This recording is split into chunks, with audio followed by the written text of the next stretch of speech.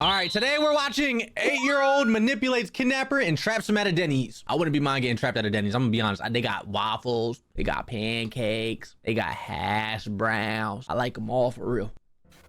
Pay attention to the little girl in the blue shirt. To someone walking by, this might look like a normal interaction, a father stopping at a gas station with his daughter and buying her a drink. But notice how she is keeping her distance from the man, crossing her arms and avoiding eye contact with him. Behind this security footage is a disturbing secret. She calls this man dad, but he is not her father.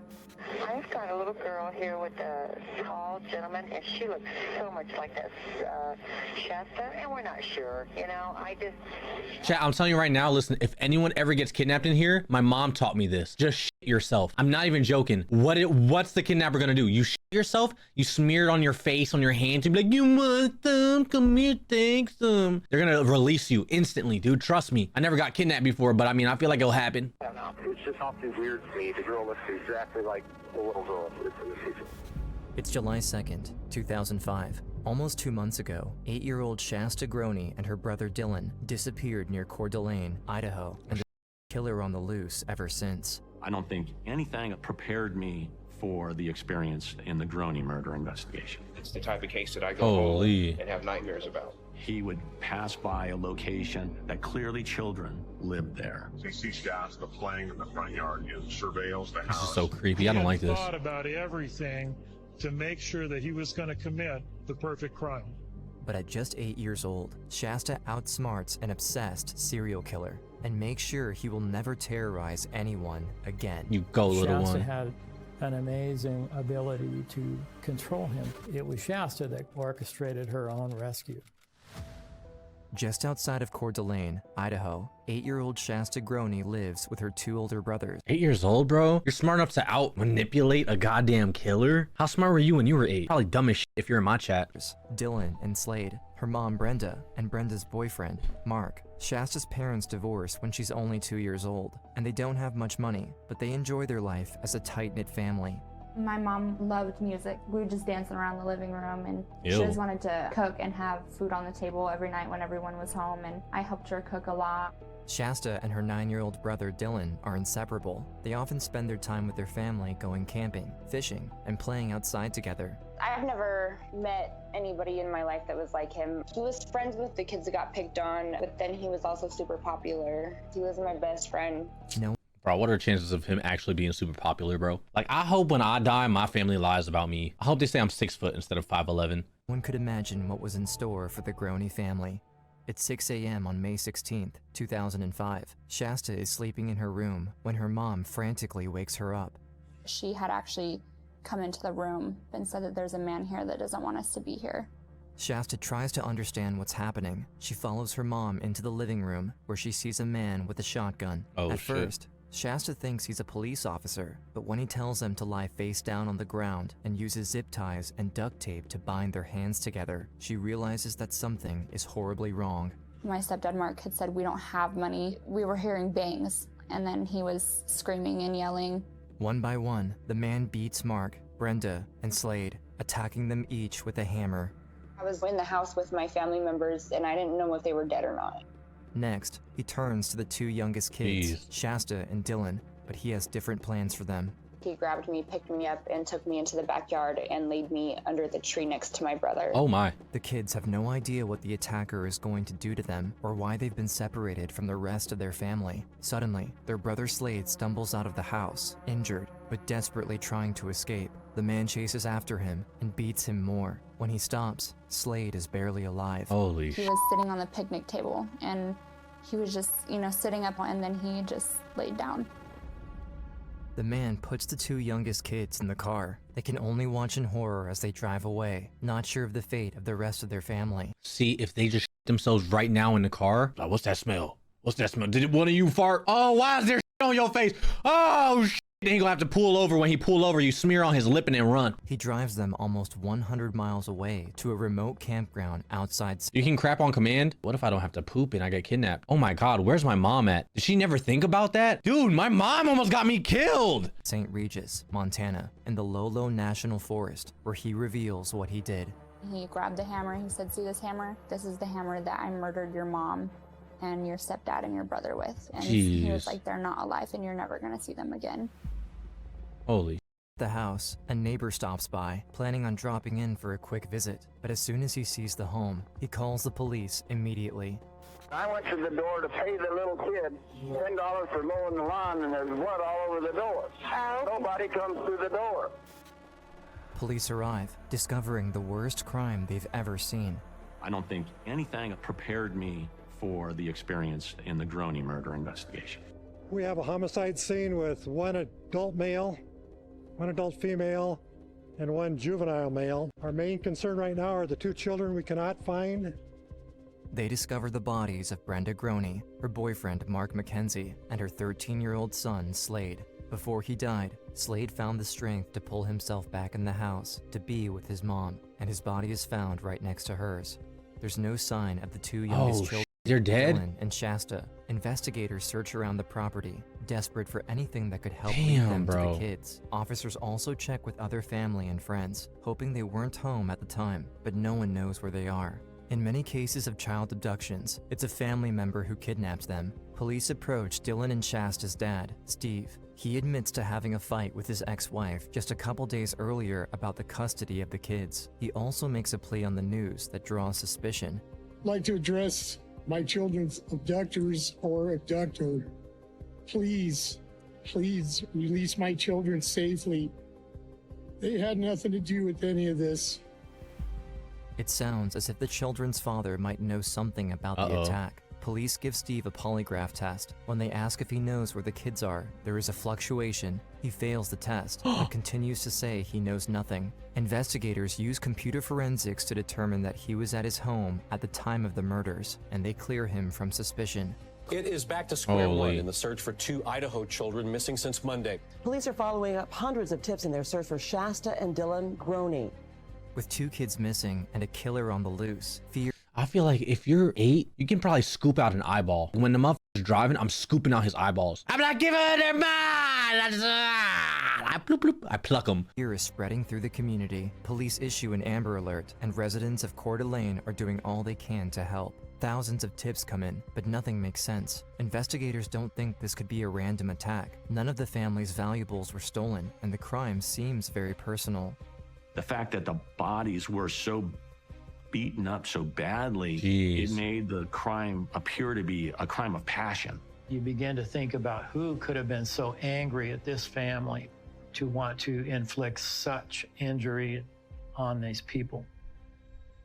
Shasta and Dylan lost 3 family members over the course of a few hours. Now, all they have is each other, and they're trapped with a murderer where no one can see or hear them. Their abductor doesn't even give them time to grieve the loss of their family, as he immediately begins to abuse them at the campsite and in a nearby cabin. He got really mad, started throwing things. He took more of his anger out on Dylan and was really mean to him. He would abuse him and then make me watch. Holy. And then if I cried, then he would abuse him worse.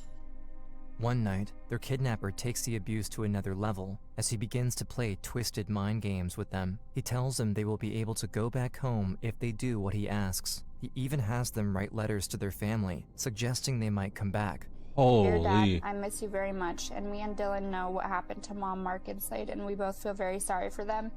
And we both miss you and Jesse and Vance, and we might see you guys again. Dylan and Shasta think their nightmare might come to an end soon, but the letters are never sent. It was just another cruel way the kidnapper manipulated them. He just wanted us to believe that there was a chance that we would live or that we'd get out safe. I think after a certain amount of time, Dylan had started to lose hope that it was going to turn out good for him.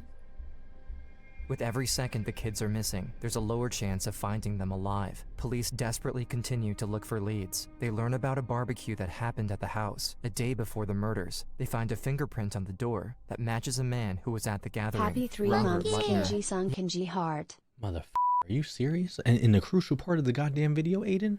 Robert Lutner. Holy. He has a criminal record, and he allegedly owed Brenda and Mark money. Finding a possible motive, investigators try to talk to Lutner, but they can't find him. Adding to the suspicion, his parole officer says he left town just after the murders. However, when Lutner contacts his parole officer and hears that police want to speak with him, he immediately comes back on his own. Wait, what? Somebody's going to turn themselves in that quickly. It's either going to be somebody who's feeling so much remorse for what they have done and they want to confess to it, or it's somebody that is completely innocent and wants to get it off their back. They question him for hours. He denies having anything to do with it, and he offers to take a lie detector test. He passes. Police don't find anything suspicious, and they rule him out. As every clue in the investigation leads to a dead end, So who Shasta kidnapped begins them? to realize that their captor has no plans to let them go. But she and Dylan depend on each other, and as she sees her older brother lose hope, Shasta knows she needs to stay strong to give him the courage to go on. I said, I promise that we're gonna make it out alive. That was my way of comforting my brother, just letting him know that like we would never stop fighting. The kids lean on each other to help get through the trauma, but the abuse is far from over. The man begins forcing drugs and alcohol on them, and when he believes they're under the influence, he would freely tell horrifying stories of what he did to other children. He had no clue that the 8-year-old girl would remember everything and eventually use it to take him down. Yeah, come on! Kidnapped. He very vividly and in detail described murders of 2 sisters from Seattle, Amija White and Carmen. He would tell us the way that he had done it, where he had placed their bodies. When he had started telling us about the murders, I was like, okay, well, I'm gonna pretend like I'm drinking this. As Shasta learns about the man's past crimes, she comes up with a plan. She knows he feels some kind of connection to her, and she decides to use that against him by acting like she's his friend. I would ask questions about his life, ask him about his family, and could I meet them one day? It was a conscious thing, like, I need to make him think that I love him. She got Stockholm Syndrome. Or that I want to be here with him.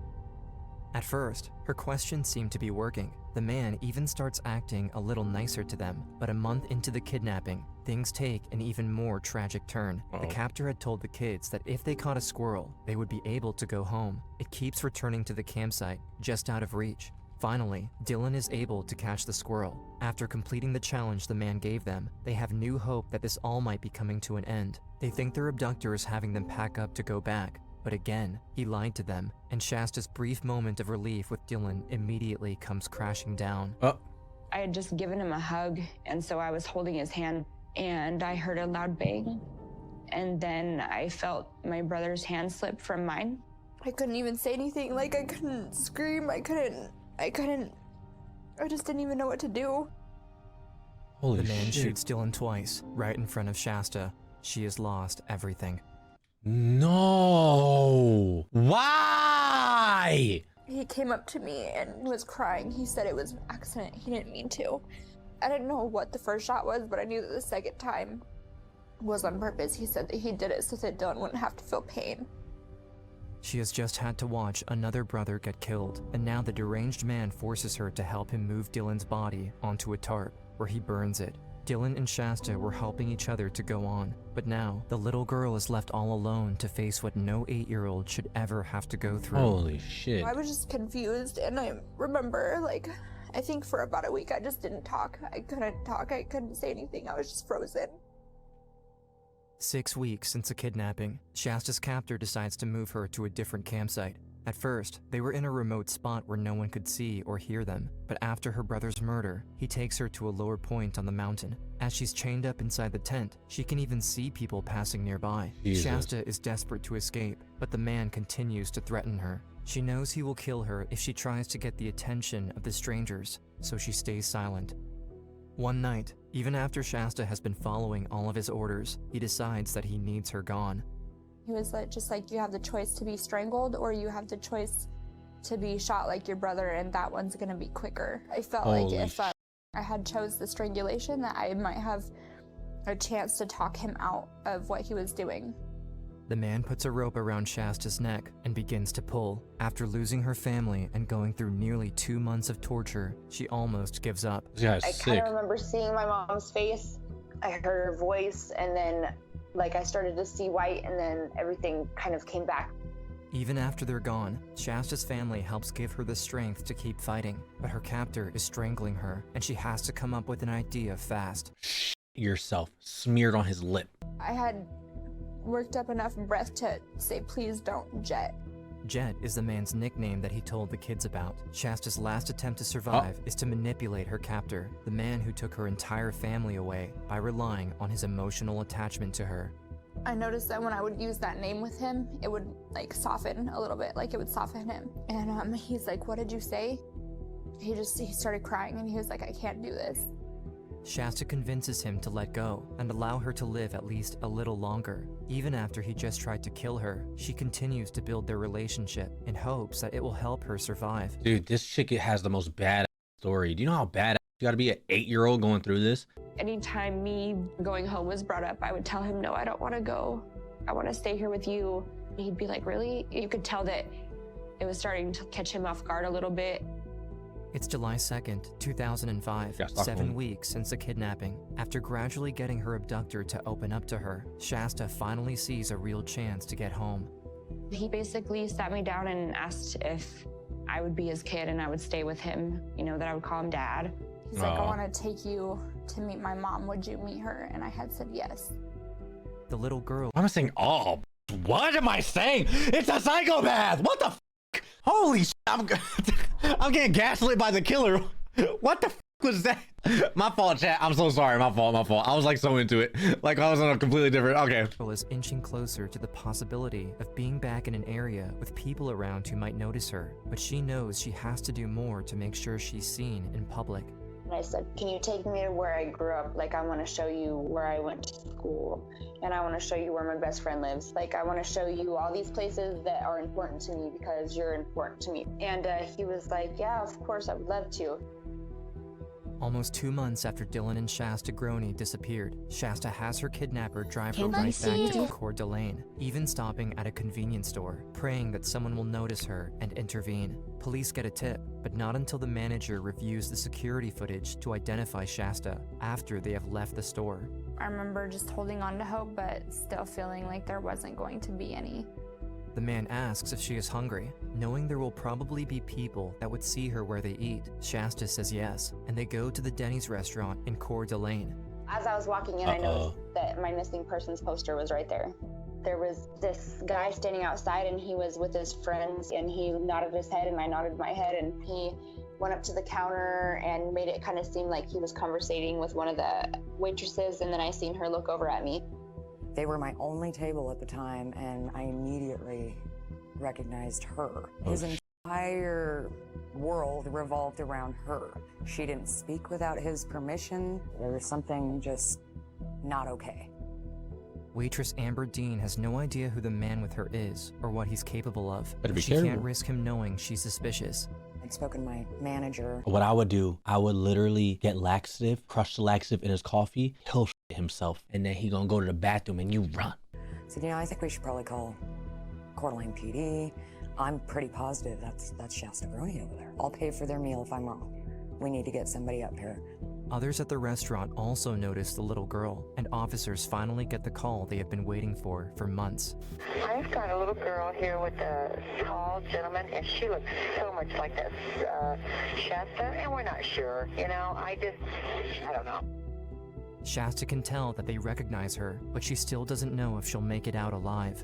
I remember thinking that he's so smart, and I was like, even if they know that I'm with him, maybe he will have an excuse and they'll just leave, and they won't think that anything was wrong. Oh, Everyone is waiting for the police to get there, but the man is ready to leave. If he gets away with the girl, there's no telling what he'll do next. The people at Denny spring into action. Amber pretends to have problems printing the check so that he'll stay in his seat longer. Others in the restaurant position themselves so they can stop him at the door if he tries to get out.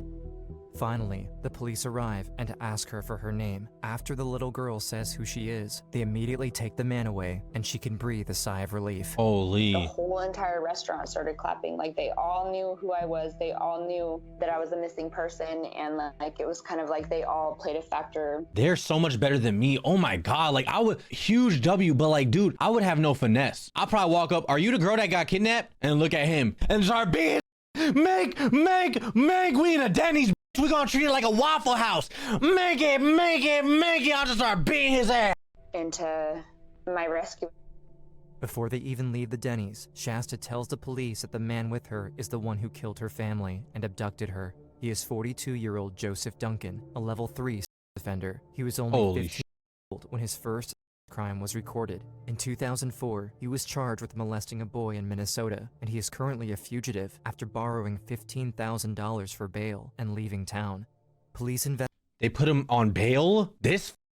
Okay, our justice system is f***ed up. Investigate the car Duncan had been driving, which was stolen. They find a shotgun, along with video equipment with recordings of Dylan and Shasta while he was holding them Please don't captive. play him.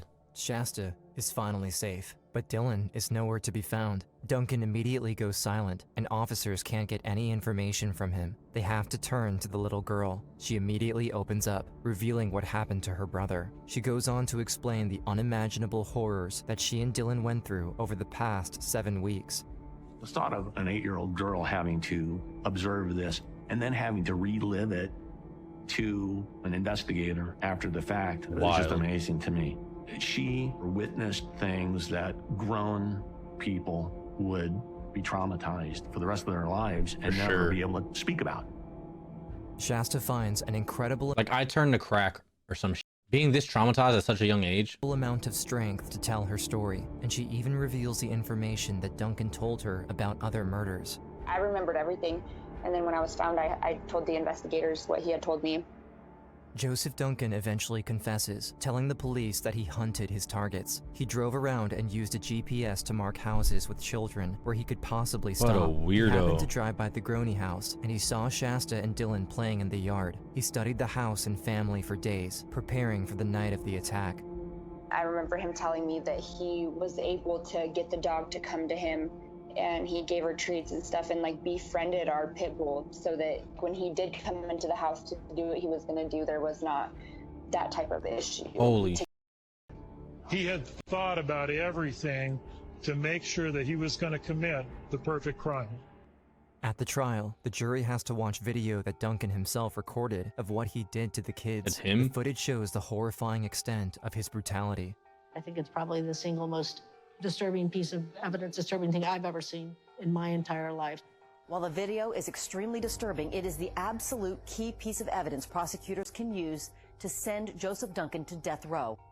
It's October 16th, 2006. Joseph Duncan pleads guilty to 3 counts of kidnapping and 3 counts of first-degree murder in the deaths of Brenda, Mark, and Slade. He receives 3 life sentences. He later pleads guilty to 10 federal charges in connection to the kidnapping and sexual assault of Shasta and Dylan, and the murder of Dylan. He is sentenced to death.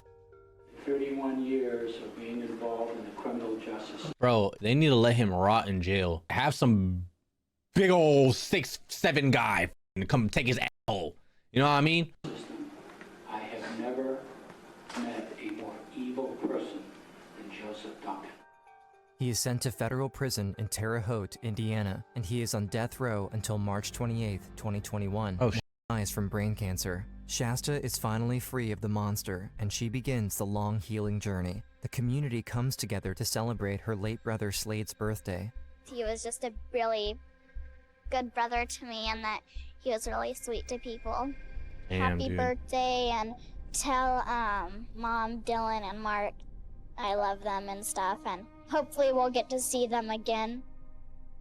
Shasta tries to move on with her life, but after all that she went through at such a young age, growing up isn't easy. I was happy to be in a safe place, but there was still that part of me that's like, well, what if this happens again? Fighting severe PTSD, Shasta hates being recognized everywhere and going to therapy all the time. I just wanted to be a normal teenage girl. There was still court stuff going on with Joseph Duncan. There was still counseling that I had to do, and I didn't feel good about myself or the person that I was. So I think that all kind of pushed me over the edge. Shasta turns to drugs and alcohol to... Holy shit, I called it. Bro, I'm telling you, like this, when you're traumatized at that young of an age, it's literally like what else are you gonna do? Try to escape. She spends her early teenage years in a correctional facility where she meets other girls who had been through similar experiences with substance abuse. The judge was very honest with me, and she's like, Shasta, I feel like you do have a lot of help you can give people, and I feel like you're way better than what you're being. She begins to turn her life around after having kids and meeting her husband, who is related to Sammy Jo White and Carmen Cubias, the half-sisters from Seattle that Joseph Duncan also confessed to killing. For a long time, like I always had this feeling that I could not have kids, but he's not gonna steal the fact that I can Them eyebrows are crazy. children into this world. Things happen for a reason, I feel, and I believe in. Like my youngest son, had I never met his dad, you know, he wouldn't be here, and how just things like that work. It was supposed to happen like that. Shasta now focuses on all the support she's gotten from people she's met because of what happened to her. I still keep in contact with the guy that I made eye contact with outside of the restaurant. His name's Nick Chapman. A couple of the other investigators and officers that worked on my case, they brought me to their house and I met their kids. They completely made my life so much easier. They allowed me to be a kid when I felt like I couldn't. With the life she has built and all the love she has around her, she knows it's important to look forward and not let her abuser dictate her life. I don't hate him for the things that he's done. I forgive him, actually.